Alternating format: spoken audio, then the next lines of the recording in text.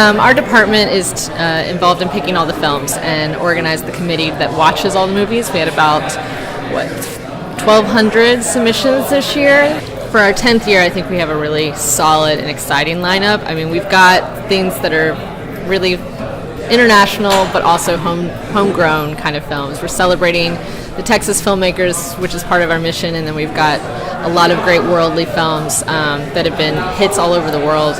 Well, I think one of the interesting things about the re-release of Late Bloomers is that it takes a 20-year-old look at the idea of same-sex marriage, but it looks at it within the context of how the world has changed today.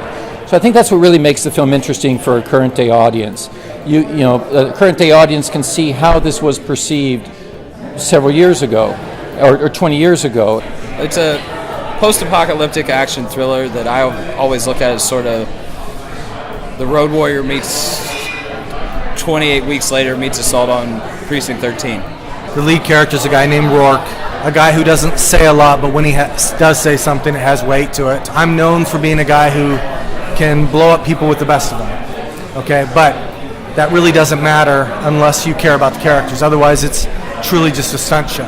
So this is my first time to really be actually in the trenches doing the producing work, which has been very, very educational, fun, hard, rewarding. The film is called Signs of Humanity. It's a documentary essentially about a cross-country trip that we took in 2014.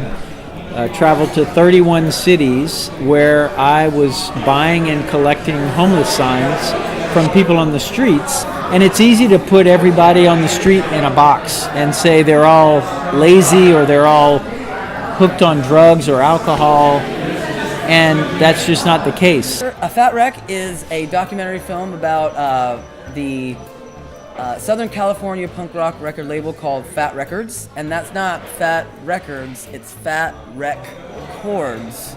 It's kind of how we get a Fat Wreck. It's a film about ethics and punk rock values and chosen family. There's puppets. This is Fat Mike the Puppet. We wanted to be able to show what the people were talking about, not just see someone talking. This guy's been a smash hit.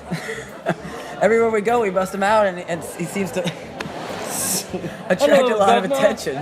The Dallas Wind are doing a salute to John Williams' music on Saturday, April 16th, and then after that we're screening E.T., which is one of the movies that John Williams had scored, and we're having special guests as Henry Thomas, who plays Elliot, will be here to talk about his role in E.T.